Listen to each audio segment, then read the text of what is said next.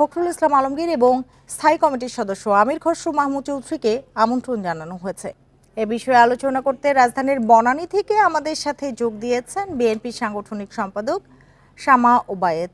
শামা ওবায়েদ, আপনাকে স্বাগত জানাচ্ছি ইন্ডিপেন্ডেন্ট টেলিভিশনে। যেটি জানতে চাই যে তারেক রহমানকে ডোনাল্ড ট্রাম্পের দাওয়াত দেওয়ার বিষয়টিকে আপনারা ঠিক কিভাবে দেখছেন? তিনি কবে নাগাদ যুক্তরাষ্ট্র যেতে পারেন?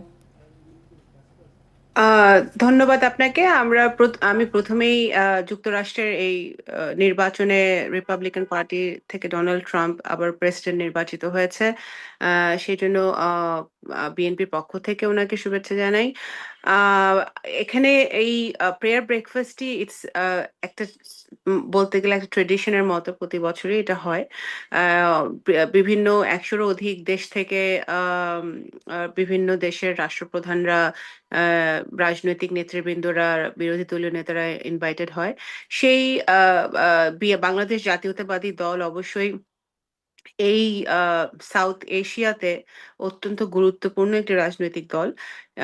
সেই হিসেবে ওনারা আমাদের ভারপ্রাপ্ত চেয়ারম্যান জনাব তারেক রহমান সাহেব, মাননীয় মহাসচিব এবং আমাদের স্থায়ী কমিটির সদস্য আমির খসরু মাহমুদ চৌধুরীকে ইনভাইট করেছেন।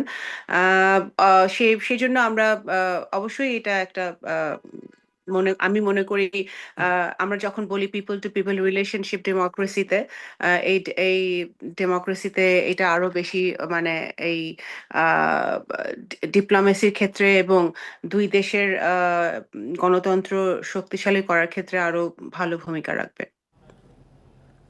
জি, আপনি বলছিলেন যে দুই দেশের গণতন্ত্র প্রতিষ্ঠায় এটি ভালো ভূমিকা রাখবে। এই যে প্রেয়ার ব্রেকফাস্ট, যেটি জানতে যাচ্ছিলাম যে তারেক রহমান কবে নাগাদ যুক্তরাষ্ট্র যেতে পারেন, আপনারা কিছু জানতে পেরেছেন কিনা? আর কি আসলে এখান থেকে আশা করা যায়? না, আমন্ত্রণটা তো আসলো কেবল, সেটা তো আপনারা জানেন যে দেশনেত্রী বেগম খালেদা জিয়া ওনার চিকিৎসার জন্য লন্ডনে এই মুহূর্তে অবস্থান করছেন। সেই জন্য আমাদের ভারপ্রাপ্ত চেয়ারম্যান এবং ওনার সহধর্মিণী জোবায়দা রহমান অত্যন্ত ব্যস্ত সময় পার করছেন। তো ঠিক কখন যাবেন বা কিভাবে যাবেন সেটা এখনো আমাদের কাছে পরিষ্কার না। কিন্তু আমন্ত্রণটা যে এসছে সেটা যদি আমি একটা রাজনৈতিক ব্যাখ্যা বা একটা ডিপ্লোম্যাটিক ব্যাখ্যা দিতে চাই, সেটা আমি বলবো যে অবশ্যই এটা দুই দেশের মধ্যে দুই দেশের সম্পর্ক আরো বেশি শক্তিশালী করবে। আমাদের অবশ্যই আমেরিকার সাথে সবসময় একটি ভালো সম্পর্ক ছিল বাংলাদেশের, কারণ যুক্তরাষ্ট্রের সাথে আমাদের ট্রেড রিলেশন আছে। যুক্তরাষ্ট্র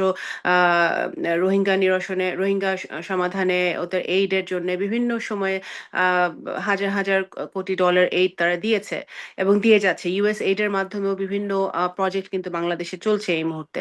তো আমি মনে করি ডোনাল্ড ট্রাম্প প্রেসিডেন্ট মানে যুক্তরাষ্ট্রের প্রেসিডেন্ট নির্বাচিত হওয়ার পরে এই সকল বিষয়গুলো আরো বেশি বাংলাদেশ এবং যুক্তরাষ্ট্র অত্যন্ত গুরুত্বের সহকারে দেখবে।